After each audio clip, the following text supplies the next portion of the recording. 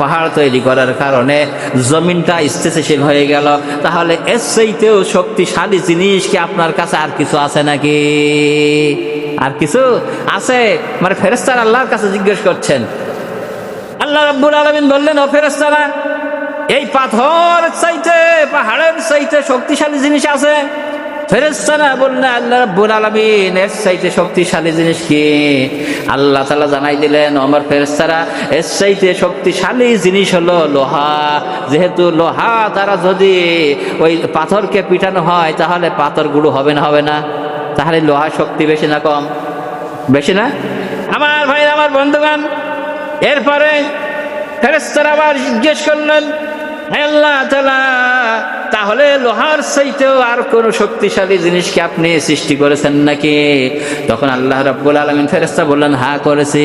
ফেরেশতা বললেন, আল্লাহ তাআলা, এর চাইতেও শক্তিশালী কি জিনিস আপনি আমাদের একটু শোনান। আল্লাহ রাব্বুল আলামিন বলে দিলেন, ও ফেরেশতারা, এর চাইতে শক্তিশালী জিনিস আমি সৃষ্টি করেছি আগুন। কি করেছি? আগুনকে সৃষ্টি করেছি। তার কারণ হলো আগুন কি লোহায় দিলে লোহা গলে যায় না? যায় কিনা? আমার বন্ধুগণ, আমার ভাইরা, এরপরে ফেরেশতারা আবার আল্লাহর কাছে জিজ্ঞেস করলেন, আল্লাহ তাআলা, আপনি আগুনকে সৃষ্টি করেছেন শক্তিশালী হিসাবে, কিন্তু ওর চাইতে শক্তিশালী জিনিস কি আর কিছু আছে নাকি? আল্লাহ তাআলা বললেন, হ্যাঁ আছে। আল্লাহ রাব্বুল আলামিন বললেন আছে। ফেরেশতারা বললেন, আল্লাহ তাআলা, তাহলে সেটা কি? আল্লাহ তাআলা জানাই দিলেন, ও ফেরেশতারা, সেটা হলো পানি। কি? সেটা হলো পানি। যেহেতু পানি, লোহা যদি গলে যায়, আগুনে গলে যায়, পানি দিলে ঠান্ডা হয় না? হয় না? ফেরেশতারা আবার জিজ্ঞেস করলেন, আল্লাহ তাআলা, যদি আগুন লোহা গলাইতে পারে এই শক্তিশালী জিনিস হয়ে থাকে, তাহলে এর চাইতে শক্তিশালী জিনিস আপনার কাছে আর কোন জিনিস আছে নাকি? আল্লাহ রাব্বুল আলামিন বলেন, আছে। তার ফেরেশতারা বললেন, আল্লাহ তাআলা, সেই জিনিসটা কি? আল্লাহ তাআলা জানাই দিলেন, ফেরেশতারা, তোমরা শুনে রাখো, ওর চাইতে শক্তিশালী জিনিস হলো বাতাস। কি? ওর চাইতে শক্তিশালী জিনিস হলো বাতাস। আমার ভাড়া ফেরেশতারা আবার জিজ্ঞেস করলেন, আল্লাহ তাআলা, তাহলে বাতাসের চাইতে কি আর কোন শক্তিশালী জিনিস আপনার কাছে আছে নাকি? আল্লাহ তাআলা বললেন, আছে। ফেরেশতা বললেন, আল্লাহ তাআলা, সেটা কি? রব্বুল আলামিন জানাই দিলেন, ও ফেরেশতারা, ওর চাইতে শক্তিশালী জিনিস হলো যখন কোনো আদম সন্তান দান সাদকা করে, তার ওই দান সাদকা করার কারণে আমি তার সমস্ত অভাব অনটন বিপদ আপদ আমি সব মওকুফ করে দিয়ে থাকি। এইটা আদম সন্তানের জন্য সবচাইতে শক্তিশালী জিনিস। ধরে কোন সুবহানাল্লাহ, আর ধরে বলুন সুবহানাল্লাহ। তাহলে আমাদের দান করার জন্য কি অগ্রসর হতে হবে না? হবে না?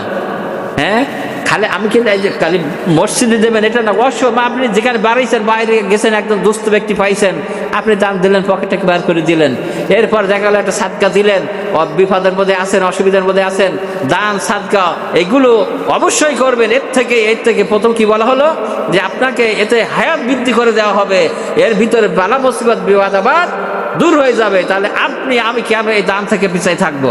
কি এখন একটা মানুষ যতই গরিব হোক, কি দিনের বেলা এক দিনে অন্তত 5 টাকা 10 টাকা কি দান করা যায় না? যায় কিনা? যায়। মসজিদে দেখা গেল আপনাদের ইমাম যখন বলে মসজিদে দান করবেন, এই মসজিদটা হলো দান করবেন, এটা হলো সাদকায়ে জারিয়া। সে কথাটা পরে আসতেছে। আমার বন্ধুগণ, 6 নম্বর বলা হলো দান সদকা করে আল্লাহ রাব্বুল আলামিন, যে ব্যক্তি দান সদকা করে ওই ব্যক্তি হলো আল্লাহ তাআলার বন্ধু হয়ে যায়। জোরে কোন সুবহানাল্লাহ। দান করলে, সাদকা দিলে আল্লাহ রাব্বুল আলামিনের কাছে এত আপন হয়ে যায়, আল্লাহ তাআলা বললেন ওই ব্যক্তি আমি সেজন্য আমার বন্ধু হয়ে গেল। আমার বন্ধু, 7 নম্বর বলা হলো দান সদকা করলে আল্লাহ রাব্বুল আলামিন তার গুনাহ মাফ করে দিয়ে দেন। জোরে কোন সুবহানাল্লাহ। যদি ইখলাসের সহিত কোন মানুষের যদি না দেখানো হয়, নিজের অর্থ থেকে আপনি লোককে সন্তুষ্ট করার জন্য না, আল্লাহ পাক বলেছেন, রাসূল কারীম সাল্লাল্লাহু আলাইহি সাল্লাম বলেছেন, এই জন্য আপনি দান সাদকা করবেন। আর লোক দেখানো যদি হয় তাহলে কিন্তু আপনার এই দান কবুল হবে না, কবুল হবে না। অনেকে মানুষ দেখানোর জন্য কি লিল্লাহি তাকবীর, আমার ভাই কি 100 বস্তা সিমেন্ট দান করেছেন, তার জন্য এই করে দেন, তাই করে দেন, মানে লোক দেখাই এরকম বাহবা নেওয়ার দরকার আছে? আছে? আমার ভাই, হাদিসের মধ্যে বলা হয়েছে যে কিয়ামতের ময়দানে যখন তিন শ্রেণীর ব্যক্তি লোকদেরকে হাজির করা হবে, এক ব্যক্তি দানশীল রয়েছে, ওই ব্যক্তিকে বলা হবে তোমার যে অর্থ সম্পদ দিয়েছিলাম তুমি কি করেছো, কি কাজে লাগাইছ? ওই ব্যক্তি তখন বলবে রব্বুল আলামিন আপনি যে আমাকে অর্থ সম্পদ দিয়েছিলেন ওই আপনার রাস্তায় খরচ করেছি, মসজিদে দিয়েছি, মাদ্রাসায় দিয়েছি, বিভিন্ন জায়গায় দিয়েছে। আল্লাহ তাআলা বলবেন তুমি মিথ্যা কথা বলছো, তুমি যে দান করেছো লোকের বাহবা নেওয়ার জন্য তুমি দান করেছো, অতএব তোমার দান গ্রহণ করা হবে না, হবে না। আল্লাহ তাআলা বলবেন ফেরেশতাদেরকে, ও ফেরেশতারা এই ব্যক্তি মিথ্যা কথা বলেছে, কেউ হুড় করে টানতে টানতে জাহান্নামে নিয়ে যা। হাদিসে আছে না নাই? আছে না নাই? আমার বন্ধুগণ, এরপরে আরেকজন ব্যক্তিকে আনা হবে, যে ব্যক্তি এলেম শিক্ষা করেছে, কোরআন শিক্ষা করেছে। এই এলেম শিক্ষা করার কারণে সে কি করেছে তাকে জিজ্ঞাসা করা হবে।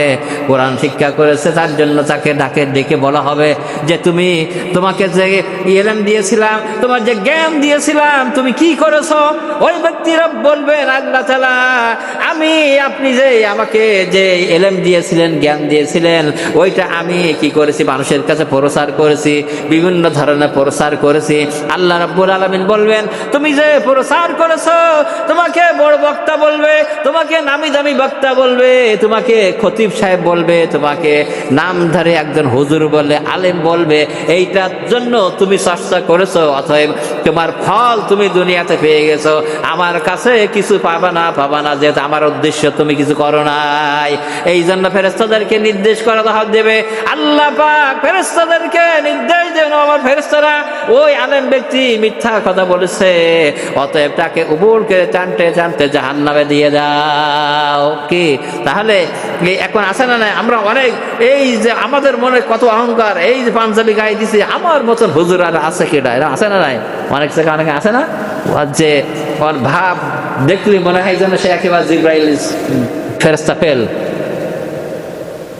এই অহংকার আমাদের ভিতর থেকে উঠাই নিতে হবে, আমাদের ভিতর থেকে হিংসা এগুলো উঠাই নিতে হবে। হিংসা করা যাবে দুই জায়গায়। কয় জায়গায়? দুই জায়গায়। এক ব্যক্তি দান করতেছে, আপনি হিংসা করবেন যে ওই ব্যক্তি 100 টাকা দান দিয়েছেন, আপনি দেবেন 500 টাকা। এই হিংসা করা যাবে না? যাবে না? এই হিংসা করি না, যেটা রাসূল বলেছে এটা আমরা এই হিংসাটা করি না। একজন এলেম শিক্ষা করেছে, এলেম শিক্ষা করার পরে দেখা যাচ্ছে যে তার এলেম যে অর্জন করেছে, আমার হিংসা হবে যে ও এত ভালো এলেম শিক্ষা করেছে, আমার ওর চাইতে কোরআন কি শিক্ষার কোনো শেষ আছে নাকি? তা আমার চর্চা করতে হবে যে ওর চাইতে আমি ভালো, এই হিংসা রাখা যাবে। কিন্তু যে ও কি এলেম শিক্ষা করেছে, যার জন্য মানুষের কাছে দাওয়াত দিচ্ছে, কি সেই কোরআন তেলাওয়াতটা শোনাচ্ছে, কিংবা এইরকম একটা প্রোগ্রাম করছে, বৈঠক করতেছে, এখন ওর দাবানে যাবে কি করে, এইভাবে তার পিছনে লেগে যায়। এই হিংসা করা যাবে? এই হিংসা করা যাবে? আমার বন্ধুগণ, এখন কিন্তু দেখেন বর্তমান প্রেক্ষাপটের ভিতরে হুজুররা অনেক জায়গা আছে না নাই? ওর বিরোধিতা করে, ওর বিরোধিতা করে। এই দলের ভিতরে হুজুর আছে, ওই দলের ভিতরে আছে। কনে জাহান্নামী, ও কনে জান্নাতি। কেডা জান্নাতি, কে জাহান্নামে যাবে, সে ফয়সালা কার হাতে? তাহলে আল্লাহর কাছে। আর আমরাই পাঠাই দিচ্ছি জাহান্নামের ভিতরে, এরকম নাকি? আমার বন্ধুগণ, আমার ভাইরা, হিংসা করা যাবে না। হিংসা রাসূল কারীম সাল্লাল্লাহু আলাইহি ওয়াসাল্লাম বলেছেন, একটা কাঠে যখন আগুন লাগানো হয়, ওই কাঠটা যদি রেখে দেন তা আস্তে আস্তে আস্তে আস্তে পড়বে না? পড়তে পড়তে কি ওটা শেষ হয়ে যাবে না? হিংসা এমন একটা জিনিস, আল্লাহর নবী জনাবে মুহাম্মদুর রাসূলুল্লাহ সাল্লাল্লাহু আলাইহি সাল্লাম বলেছেন, যখন আমার একটা কাঠে যদি আগুন লাগাই দেওয়া হয়, ওই কাঠটা যেমন আস্তে আস্তে আস্তে আস্তে পড়তে কাঠটা যখন একদম নিঃস্ব হয়ে যায়, হিংসা যদি আপনার অন্তরকণের ভিতরে থাকে, আপনার আমার ভিতরে হিংসা যদি থাকে, তাহলে হিংসার কারণে আপনার আমলগুলো, আমার আমলগুলো আস্তে আস্তে আস্তে আস্তে করতে করতে আমলগুলো ধ্বংস হয়ে যায়। ঠিক কিনা? আমার বন্ধুগণ, যে এমন বর্তমান প্রেক্ষাপটে যে কথাগুলো বলছিলাম, আজকে দেখেন কত দল, কত মত, কত পথ, এর মানে হিংসার শেষ নেই। এই যে হিংসা, একজন নামাজ ধরেন খতিব সাহেব নামাজ পড়াচ্ছে, আমি মনে করছি ওর চাইতে আমি বেশি ভালো পারি, ও কিছু না, এরকম অনেক কিছু এরকম কথা বলে, কিন্তু ও কিছু না, এরকম কথা বলে যেগুলো।